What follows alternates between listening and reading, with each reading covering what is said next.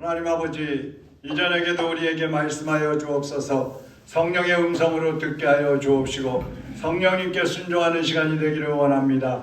하나님의 영이 이 자리에 임재하여 주옵시고 종의 입술도 주장하여 주옵소서. 예수님 이름으로 기도하옵나이다. 아멘.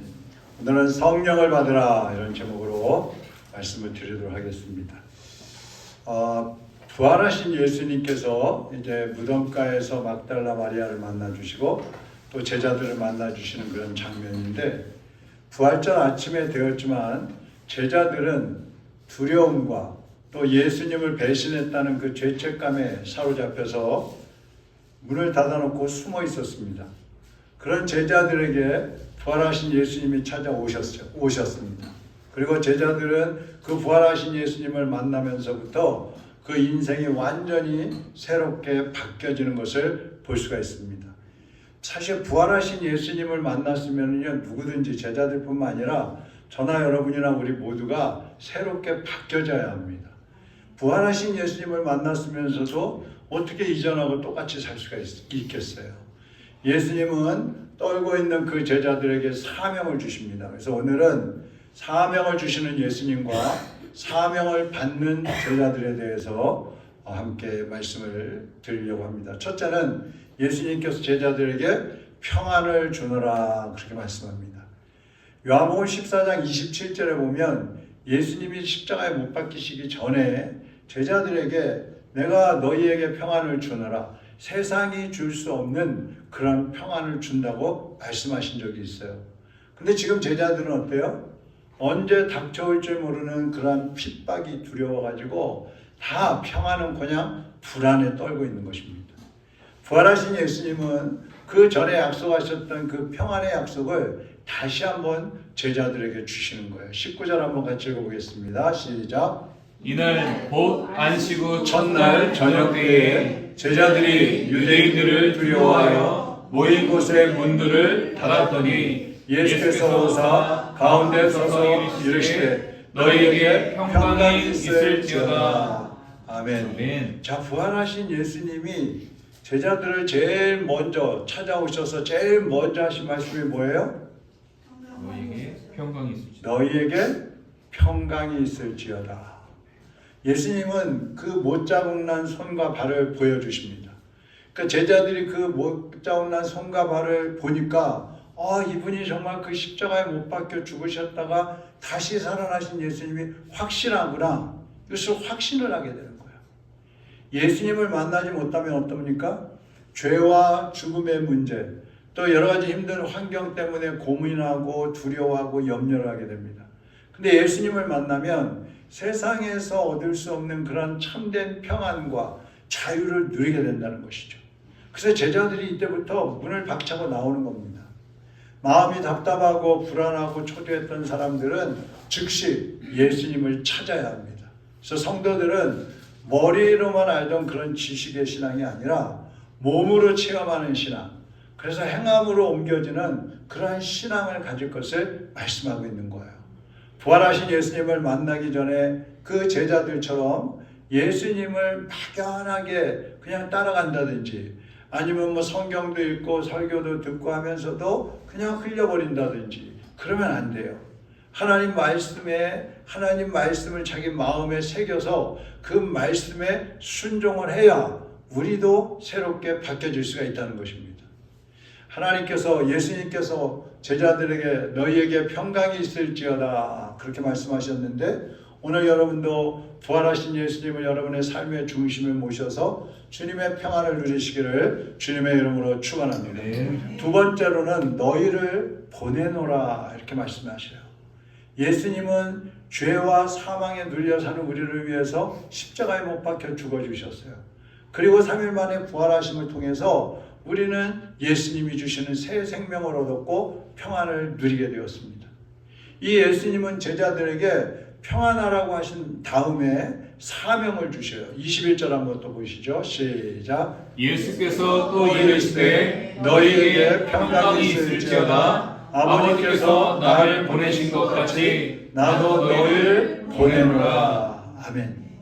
예수님께서 우리에게 평안을 주신 것처럼 우리도 저 세상 사람들, 두려움에 빠져 있고 죄악에 눌려 있고 불안과 초조 속에 살고 있는 저 세상 사람들에게 가서 평안을 전하라는 거예요. 그것이 주님이, 부활하신 주님이 제자들에게 주신 사명이요, 오늘날 우리에게 주신 사명인 것입니다.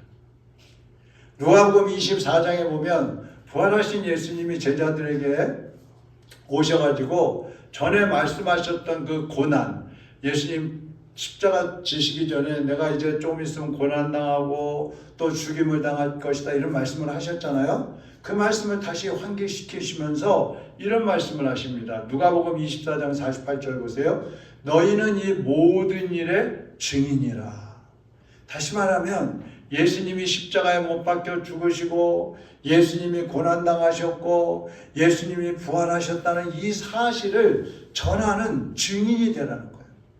그 세상 사람들도 평안과 생명을 누리게 해야 할 사명이 부활하신 예수님을 만난 모든 성도들에게 주어진 것입니다. 여러분, 우리는 그냥 사는 게 아니에요. 하루를 살아도 그냥 사는 게 아니고 여러분을 만나는 모든 이들에게 부활의 생명 되시는, 부활 생명이 되시는 예수님을 전해야 되고 주님의 그 사랑과 주님의 그 은혜를 전하는 증인으로 살아가야 되는 거예요. 그 삶의 모습을 통해서 보여야 되는 것입니다. 먼저는 가까이 있는 가족들에게 전해야 되고요, 이웃들에게 전하고요, 세상 모든 민족들에게 여러분이 받은 그 생명, 여러분이 죄로부터 자유함을 얻었던 그 자유, 여러분이 하나님께로부터 받은 그 평안을 그 사람들에게 전해야 되는 거예요. 예수님은 오늘도 우리에게 말씀하십니다. 가라! 저 세상 사람들에게 가라! 가라고 말씀하셔요. 언제나 우리는 가는 삶을 살아야 돼요. 그냥 주저앉아 있으면 안 돼요. 교회 안에서 안주하고 있으면 안 되고요. 집에서 안주하고 있으면 안 되고요. 우리의 삶은 언제나 앞으로 나가는 인생이에요. 나가서 뭐 해요? 전하는 거예요. 만나는 모든 이들에게 전하는 것입니다. 그것이 부활하신 주님이 우리에게 주신 사명인 것입니다. 세 번째로는 성령을 받으라. 성령을 받으라. 20세기 초에 중국 남서부 산악지대에서 제임스 오스왈드 프레이저라는 선교사님이 선교를 했어요. 이분은 중국 내지 선교회에 그 소속돼 있어서 중국의 리스족이라는 이 소수 민족이 있는데 그들에게 복음을 전하라고 파송을 받았어요. 처음에는 막 산을 건너고 물을 건너고 이 마을 저 마을 열심히 전도하면서 다녔습니다. 근데 몇 년이 지나도 사람들이 변화되는 모습이 보이지 않는 거예요. 예수님을 안 믿는 거예요. 그래서 이분이 너무 실망이 되니까 하나님께 기도했어요. 그래서 하나님 앞에 기도하는 중에 중요한 것을 깨닫는데 뭐라 그러냐면 내 열심과 노력만으로는 사람의 마음을 바꿀 수 없다. 성령께서 역사하셔야 한다. 이걸 깨달은 거예요. 여러분 한번 해보세요. 여러분이 아무리 말을 잘하고 설명을 잘하고 성경을 많이 하나도 사람들한테 막 설명하면 그 사람들이 나 예수 믿을게요. 나 오늘부터 교회 나갈게요. 그러던가요? 그러면 뭐 우리 교회가 그냥 터져나갔을 거야. 근데 안 나오잖아. 그것은 우리의 힘으로 안 된다는 얘기예요. 이 선교사님은 전도를 어떻게 해야 될까? 전도 방법을 바꾼 게 아니라 이제 내가 더 많이 하나님 앞에 기도해야 되겠구나. 그래서 기도의 시간을 늘렸어요. 그리고 영국에 있는 기도 동역자들에게 편지를 보내가지고 내가 전도하는 리스족을 위해서 집중적으로 기도해 주십시오. 그렇게 기도를 부탁을 했어요. 그런데 놀라운 것은 그 이후에 사람들이 변하기 시작하는 거예요. 기도가 시작된 후에 얼마 지나지 않아서 사람들이 우상을 버리고 하나님께 돌아오기 시작하는 거예요. 어떤 때는 막 한 마을 전체가 예수 믿겠다고 주님께 나오는 거예요. 할렐루야. 이 선교사님이 이런 말을 했어요. 사람을 변화시키는 것은 선교사의 말이 아니라 성령의 능력이다. 할렐루야. 동의하시죠? 여러분, 무엇이든지 전도뿐만 아니라 우리가 살아가는 모든 것도 다 마찬가지예요. 우리의 능력으로 할 수 있는 거는요, 한계가 있어요. 한계. 무한하게 모든 것을 할 수 있다. 그런 믿음과 그런 행위는 성령의 능력으로만 가능한 것입니다. 그래서 부활하신 예수님을 만난 사람들은 당장이라도 나가서 복음을 전할 수 있어요. 제자들도 뭐 부활하신 예수님 만났으니까 뭐 얼마나 신났겠어요. 얼마나 용기가 났겠어요. 당장이라도 뛰어나갈 수 있는 거예요. 복음 전하러 이제 막 가고 싶은 거예요. 근데 예수님이 가라 그러지 않으시고 잠깐 기다려 그러시더니 성령을 받으라. 불신자들 속에 들어가서 복음을 전하고 그들에게 가르치고 또 그들이 하나님 말씀을 생각나게 하는 그런 능력을 주시고 또 그들이 예수님을 믿어지게 하시는 분은 성령님이시기 때문에 예수님은 제자들에게 성령을 받으라 그렇게 말씀하시는 거예요. 창세기 2장 7절에 보면요. 같이 한번 읽어봅니다. 여호와 하나님이 땅의 흙으로 사람을 지으시고 생기를 그 코에 불어넣으시니 사람이 생명이 되니라. 하나님이 흙으로 사람을 만드시고 뭘 불어넣으셨어요? 생명. 하나님의 생기를 불어넣었단 말이에요. 그랬더니 흙덩어리가 어떻게 됐어요? 살아났어요. 움직이는 거예요. 그리고 땅을 정복하고 다스리는 그런 하나님의 일꾼들이 된 것처럼 예수님이 제자들에게 숨을 내쉬면서 성령을 받아라 그렇게 말씀하셨을 때 죽은 것 같이 지내던 그 제자들이 새롭게 변화되고 새롭게 일어나는 거예요. 이게 부활의 역사인 것입니다. 그래서 부활하신 예수님을 믿는 사람은요, 아무리 힘들고 어려운 상황 속에 처한다 할지라도 주저앉아 있으면 안 돼요. 실망하고 낙심하고 있으면 안 돼요. 나는 부활하신 예수님을 만났는데 내 생활도 부활의 예수님과 함께 사는 삶이므로 새로워질 수 있다는 확신을 가지고 일어나야 되는 거예요. 창세기 1장 28절에 보면 생육하고 번성하여 땅에 충만하라 그런 말씀을 하나님이 하십니다. 그것처럼 생육하고 번성하여, 생육하려면은 아기를 낳으라는 소리 아니에요. 번성하려면 많이 낳아야 될 거 아니에요. 여러분 그것과 통하는 것이 사도행전 1장 8절인 거예요. 같이 읽어볼까요? 오직 성령이 너희에게 임하시며 너희가 권능을 받고 예루살렘과 온 유대와 사마리아와 땅끝까지 이르러 내 증인이 되리라 하시니라. 아담과 하와가 인류의 조상이 되어서 생육하고 번성한 것처럼 이제 우리는 영적인 인류의 조상이 되어야 되는 거예요. 그래서 많은 사람들을 전도해가지고 많은 사람들의 영혼을 낳아야 되는 거예요. 그들을 양육을 해야 되는 거예요. 이게 생육하고 번성하는 겁니다. 구원의 역사는 말이나 능력으로 되는 게 아니고 오직 성령으로 가능하기 때문에 하나님의 일꾼들은 언제나 성령을 받아야 돼요. 성령 충만해야 돼요. 아멘. 지난번에 고영남 목사님 오셨잖아요. 식사하시면서 말씀하시는데 아멘을 하라니까 듣는 건지 안 듣는 건지 잘 모르겠어 그러시더라고요. 아멘 좀 세게 하세요. 맞습니다 이렇게 끄떡끄떡 하지 말고, 저는 뭐 보이지도 않는데 끄떡끄떡 하면 뭐예요? 아멘. 할렐루야. 아멘. 끝으로 네 번째는 순종할 때 복을 받는다는 겁니다. 십계명에 보면 하나님의 계명을 지키면 1000대까지 복을 주신다고 그랬어요. 몇 대까지요? 1000대까지. 성령을 받고 순종하면 하나님이 영적인 복을 주시는데 자손 대대로 주시는 거예요. 아멘 하는 분만 받으십시오. 금방 또 아멘 안 하네. 누가복음 24장 49절 보면요. 볼지어다 내가 내 아버지께서 약속하신 것을 너희에게 보내리니 너희는 위로부터 능력으로 입혀질 때까지 이 성에 머무르라 하시니라. 자, 예수님은 천국으로 가시면서 약속하신 성령을 보내주시겠다는 거예요. 그러니까 너희들 여기서 떠나지 말고 예루살렘에 가만히 있어. 여기서 성령을 받을 때까지 기다리고 있어. 이렇게 말씀하시고 천국으로 가셨어요. 우리 생각에는 예루살렘에 머물러 있는다는 것이요, 얼마나 위험한 일인지 몰라요. 왜 그런지 아세요? 생각해 보세요. 지금 예수님이 붙잡혀가지고 십자가에 못 박혀 죽으셨잖아요. 대제사장과 로마 군인들이 눈을 시퍼렇게 뜨고 기독교인들을 핍박하고 잡아들이려고 막 눈에 불을 켜고 쫓아다니고 있어요. 그 제자들도 그래서 숨어 있었던 거 아니에요.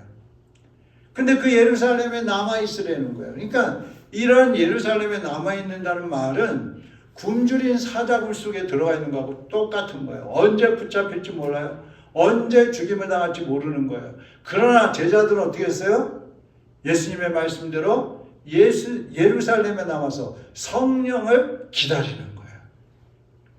이 제자들은 예수님이 승천하신 후에 예루살렘 성전으로 가서 하나님을 찬송했다고 그랬어요. 한번 보시죠. 누가복음 24장 52절 53절 시작. 그들이 그에게 경배하고 큰 기쁨으로 예루살렘에 돌아가 늘 성전에서 하나님을 찬송하니라. 아멘. 자, 예수님이 부활하시고 승천하신 다음에 제자들이 보는 앞에서 하늘로 올라가셨단 말이에요. 그걸 보면서 크게 기뻐하면서 성전으로 돌아와서 뭐 했어요? 찬송했다는 거예요. 부활하신 예수님을 만난 제자들은 핍박의 그런 위험 속에서도 그 핍박이 남방 그 한 중심에 있는 예루살렘에 그대로 머무르면서 하나님의 평안을 누렸고 더 이상 숨어 다니지 않고요. 마가다락방에 모여서 기도하는 거예요. 그때 열흘 만에 성령님이 오셨잖아요. 여러분, 이 제자들 성도들이 함께 모여서 기도하던 그 성령을 기대하면서 기도하던 그 모습이 오늘 우리의 모습이 되기를 주님의 이름으로 축복합니다. 성령의 역사는 교회를 통해서 이루어지는 거예요. 어디를 통해서요? 교회를 통해서. 그렇기 때문에 어떠한 고난이 와도 시련이 와도 문제가 있어도 교회를 떠나면 안 되는 거예요. 사람들은 교회 떠나는 걸 무기로 생각해요. 목사가 마음에 안 들어. 나 교회 또 옮길 거예요. 성도들하고 싸웠어. 나 교회 딴 데 갈 거야. 그게 무슨 무기인지 알아요. 착각이에요. 교회를 떠나면 죽는 거예요. 교회를 떠나면 그때부터 약해지는 거예요. 다른 교회 가면 되지 뭐. 그러면 여러분, 이 교회 왔다 저 교회 왔다 뿌리를 뽑아가지고 여기다 심고 저기다 심고 어떻게 돼요? 죽는 거예요. 죽는 거예요. 부활하신 예수님을 만나서 자유와 평안을 누릴 수 있음에 감사해야 됩니다. 그러나 성령의 능력을 힘입지 않고는 여러분의 믿음도 감사도 평안도 오래 갈 수 없어요. 언제 그것이 무너질지 몰라요. 복음도 전할 수 없어요. 그래서 우리는 이제 마가다락방에서 전혀 기도에 힘쓰다가 성령을 받았던 그 초대교회 성도들처럼 여러분도 기도에 힘쓰시고 말씀에 순종해서 성령 충만한 삶을 살아가시기를 바랍니다. 그러면 여러분 모두가 생명의 복음과 복음을 전하는 하나님의 일꾼들로 살아갈 수 있는 것이고, 여러분을 통해서 많은 사람들이 새 생명을 얻고 하늘나라의 참된 평안과 자유를 누리게 될 줄로 믿습니다. 기도하겠습니다. 제가 먼저 기도하고 여러분 또 기도하다가 돌아가시기 바랍니다. 하나님 아버지, 하나님께서 오늘도 우리에게 말씀을 주셨습니다. 주님을 배신하고 주님을 피해서 주님이 부활하신 것도 기다리지 못하고 집에 숨어있는 그 제자들에게 주님 찾아가셔서 그들에게 평강이 있으라 위로하시고 그들에게 성령을 주시면서 사명을 주셨던 주님, 이제 우리도 부족한 모습, 연약한 모습으로 쓰러지고 넘어지고 예수님 없이 사는 것처럼 살고 예수님 부인하면서 배반하면서 살 때도 있는데, 그러나 주님은 여전히 우리를 포기하지 않으시고 찾아와 주시고 위로하시고 성령을 충만하게 하셔서 하나님의 일꾼들로 살게 하여 주시니 감사를 드립니다. 사랑하는 우리 성도들 모두가 주님의 몸된 교회를 중심으로 하여 성령 충만하게 하여 주옵시고 하나님이 주시는 평안과 자유와 생명을 누리는 하나님의 일꾼들이 되게 하여 주시옵소서. 주여 한번 부르기도 합니다. 주여!